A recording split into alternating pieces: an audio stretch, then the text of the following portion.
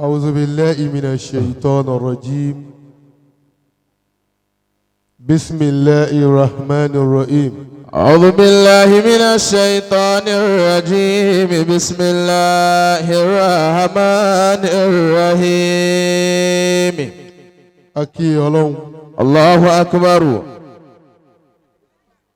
جميع جاني الله أكبر. الله أكبر. tá bá gbà pé èyí tọ́lọ́run ṣe yìí tó bá tóbi lọ́dọ̀ wa tá a sì gbà pé nǹkan ńláńlá ni ẹ jẹ́ á ní Allahu Akbar. Allahu Akbar. mo kí bàbá wa àgbà níkàlẹ̀. Damallahu hayatahu. bàbá wa Gbódòfù. Damallahu hayatahu. Hasbunallah. Damallahu hayatahu. Bàbá nínú ẹni tí inú rẹ̀ dùn jù níjókòó yìí tí ọpẹ́ wọn ó sì tún máa lé ju ọpẹ́ gbogbo ẹnikẹ́ni lọ. Masha Allah. Bàbá wa Gbódòfù ni. Masha Allah. Àmọ́ torí àsìkò torí pé n ta fẹ́ ṣe lónìí kìí ṣe ìjókòó yìí nìkan ó níbi tá a tún lọ.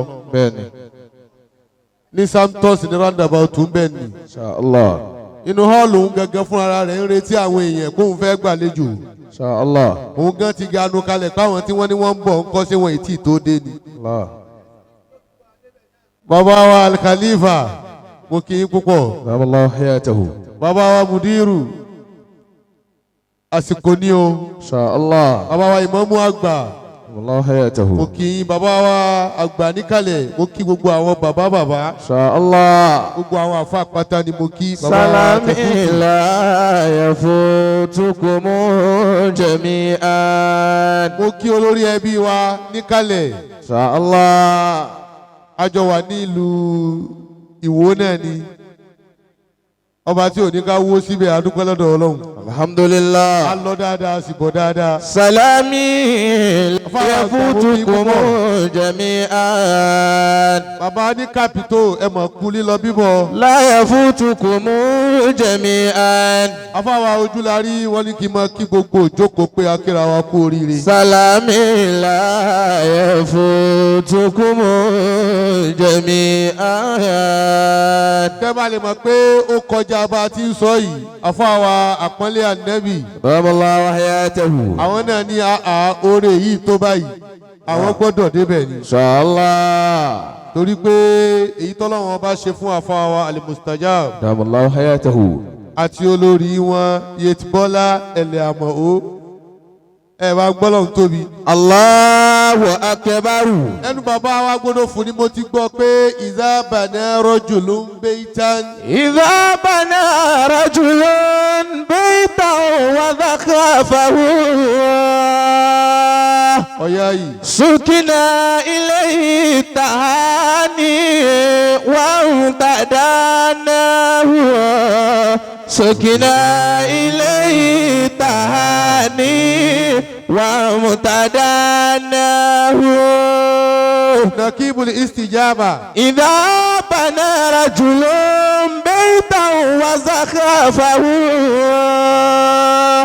Bọ́lọ́hún bá ní orí ààyè àti wọnú ọgbà yìí ó mọ̀ pé wọ́n rí nǹkan bọ́lẹ̀. Idha bana rajulun baytan wa zakhafahu. Ó ti ẹ̀dìgbà tó bá wọ bẹ̀ wọ́n náà ti àtàrà géètì ó mọ̀ tí ń bẹnu lé. Idha bana rajulun baytan wa zakhafahu. Bíyàn bá mọ àpẹẹlẹ Ànábì bíyàn bá mọ iye tí wọ́n ń ta géètì ó ṣe foundation bòmí. Idha bana rajulun baytan wa zakhafahu. Ọ̀tọ̀ ni kéèyàn kọ́lé kó mọ̀ kọ́ yá yìí. Zakhafahu. Idha bana rajulun baytan wa zakhafahu. Bíyàn bá ṣírò iye ọ̀dà tí wọ́n fi kunlé yìí bíyàn bá ṣírò iye tó jẹ́ ó ralẹ̀ síbòmí o. Idha bana rajulun baytan wa zakhafahu. Àwọn tẹlifíṣàn jìnkòjìnkò bíyàn bá ṣí gbogbo iye tó wọ̀n ó bẹ́lẹ̀ mí dé tí ń tẹ́ tí ń bò mí. Idha bana rajulun baytan wa zakhafahu.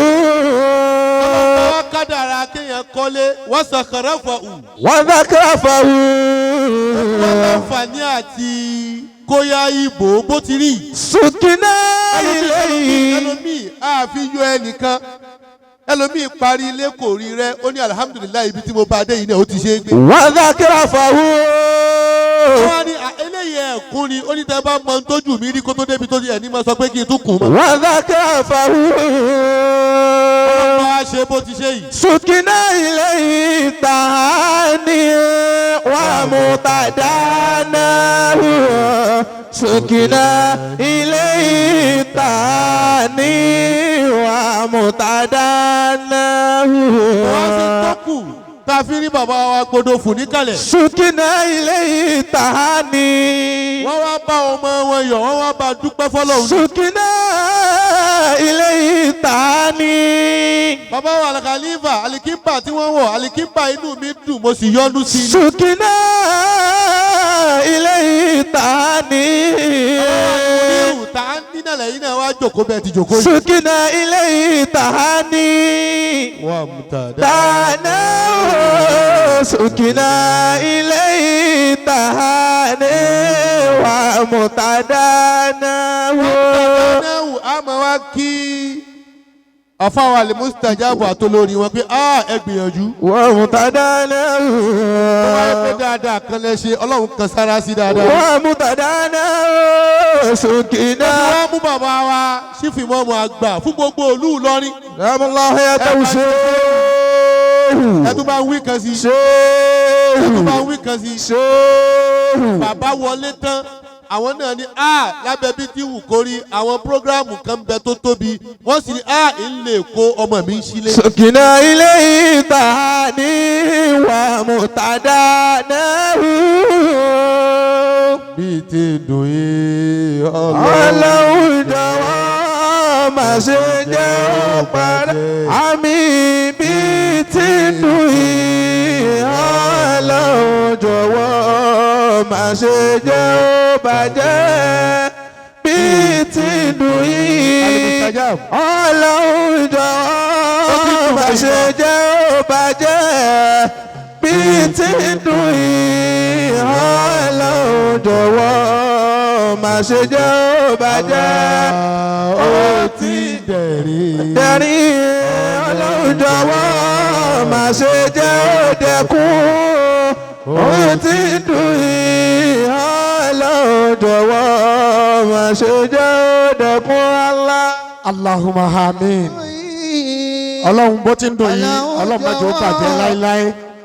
Aki Sheikh Ibrahim Al-Alili àfànlá ọlọ́run ṣàbà dúpẹ́ fún yín. Àmín. ní wo ìjẹta máa rọ̀lẹ́ náà tó fi di alẹ́ ìjẹta ẹgbẹ́ wa débẹ̀ gbogbo wa náà la wà ń bí tí ẹ ti sọ dáadáa tẹ̀ ṣe dáadáa ọlọ́run bá dúpẹ́ fún yín. Àmín. nígbà tí wọ́n Al-Mustajabi bá wa sọ̀rọ̀ lọ́wọ́ ẹ̀ náà ni bàbá wa Al-Mudir ni wọ́n wọlé àwọn Al-Mudir sígi ni Sheikh Ismail. ẹ̀mí gígùn àlàáfíà amáṣàbà ṣe fún yín. Àmín. mo sọ̀rọ̀ yín ní jẹ̀jọ́ àmì ní jẹ̀takọ́